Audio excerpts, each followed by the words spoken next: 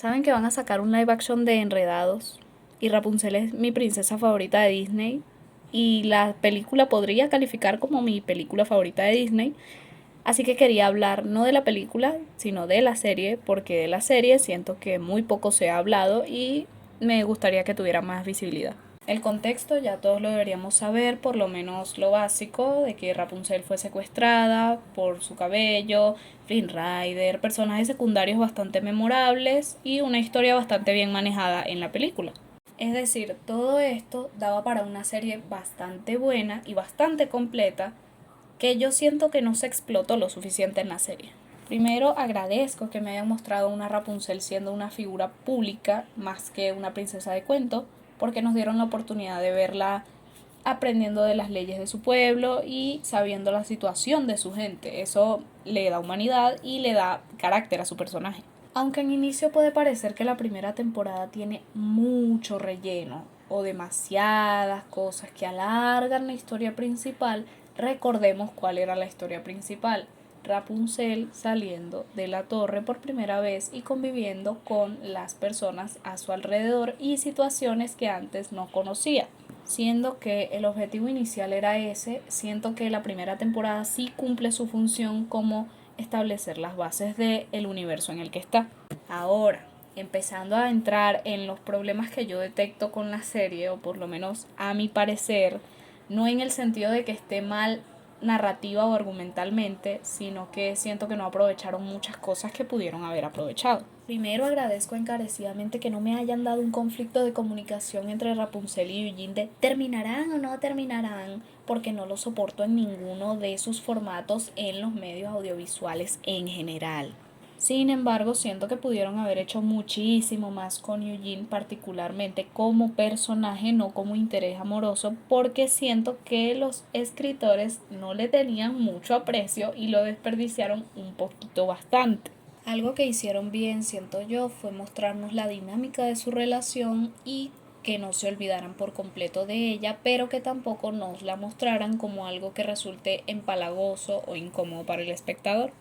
Algo que yo siempre le aplaudo a esta serie es que me haya dado diálogos pequeños para no explicarme ciertas cosas completamente, sino que servían más como dato innecesario o detalle irrelevante o un pequeño pedazo de algo que nunca te van a mostrar, pero que te dieron el indicio de que ahí estaba. Por ejemplo, en el capítulo Una princesa enojada, Rapunzel menciona que ha leído sobre las leyes de Corona.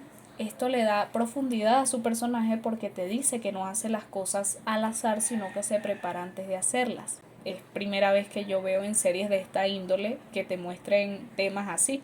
Otro ejemplo de este tipo de diálogos es cuando Cassandra menciona que la enviarán a un convento si se enteran de que ella fue quien sacó a Rapunzel de los muros de Corona. De hecho, en el último capítulo de la primera temporada vuelve otra vez la amenaza de que a Cassandra la enviarán a un convento porque se enteraron de que tal situación pasó.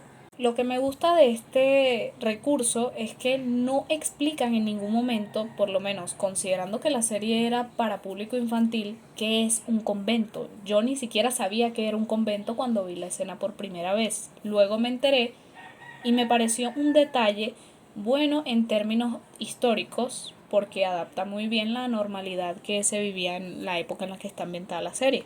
No solo eso, sino que me parece un detalle positivo porque me muestra que la serie está consciente de la época en la que está ambientada y el hecho de que lo diga como si fuese de cultura general le genera un poquito de realismo.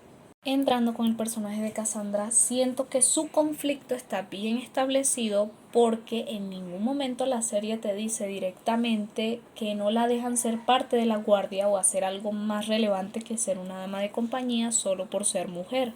La serie te deja hacerte la pregunta de ¿tú por qué crees que no sea parte de la guardia? ¿Porque es hija del capitán y la protege demasiado y no quiere que le pase algo? ¿O porque es mujer?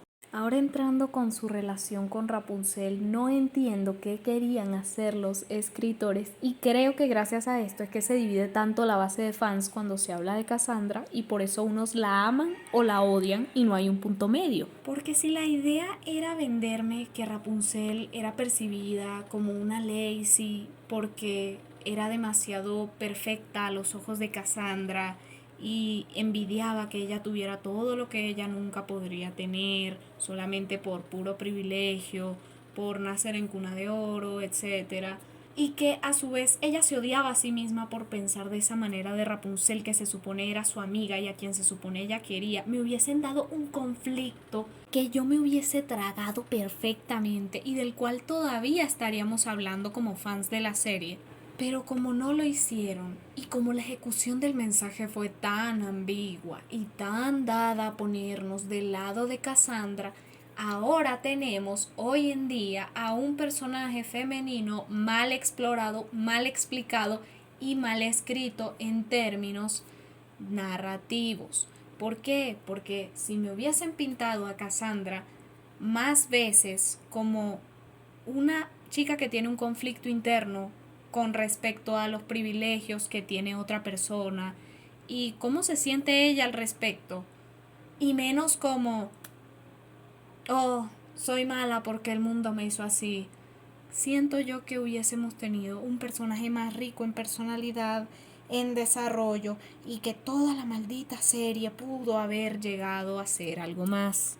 No me agrada que solamente me muestres este tema de Cassandra siendo menospreciada por ser la sirvienta de Rapunzel solamente en los capítulos en los que vas a hablar de eso o en los que Cassandra es el foco en este aspecto para darle personalidad, desarrollo y lo que quieran. Porque perdón que sea yo quien opine sobre la escritura de esta magnífica serie, pero el conflicto debe haber estado ahí desde el inicio hasta que estalló la traición de Cassandra, e incluso después, cuando reapareció en Una vez una sirvienta, el conflicto debió haber reaparecido ahí. Necesito que en cada interacción que tengan personas de rango más alto que Cassandra en el castillo durante la primera temporada, y en general cualquiera que sepa que Cassandra era la dama de compañía de Rapunzel, necesito, por favor, por fines explicativos, que haya por lo menos una diferencia en el trato hacia ella, que no sea evidente, que simplemente pase por debajo de la mesa, pero que nosotros nos demos cuenta como espectadores que esa era la normalidad de Cassandra. Eso habría cambiado mucho de cómo percibimos al personaje. Porque no es posible que yo, siendo alguien que vio la serie cantidad de veces y repitió los capítulos, a más no poder, solamente recuerde 2 capítulos de la primera temporada en los que este tema se trata activamente, y solo porque son el eje del capítulo.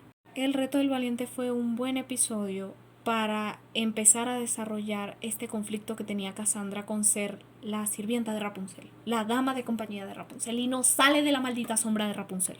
El capítulo hace bien en mostrarme que ella es la perla de Rapunzel, el adorno que la acompaña y que por eso nadie la respeta. Y el capítulo cumple también con su objetivo principal, que se cae en lo más fácil. Porque no es posible que Cassandra haya estallado contra Rapunzel y le haya dicho que ella, por ser princesa, no tiene nada que probar y que ella tiene las cosas más difíciles y que nadie la respeta, y todo el discurso que se lanzó, y Rapunzel se haya terminado disculpando. Y perdonen que mi indignación se transmita, pero no me parece justo de parte de la protagonista. Porque si lo que me querías mostrar era una protagonista con fallas, que todos las tenemos, y que Rapunzel también a veces no sabe leer la habitación y no se da cuenta cuando no debería entrometerse, me hiciste quedar mal a tu propia protagonista por darle mérito al personaje secundario en vez de darle desarrollo a las dos. ¿Y habrá algún capítulo en el que me hayas puesto un balance entre ambas y que hayan discutido y lo hayan arreglado? Sí, hay 2. ¿Por qué hay 2? Yo tampoco sé.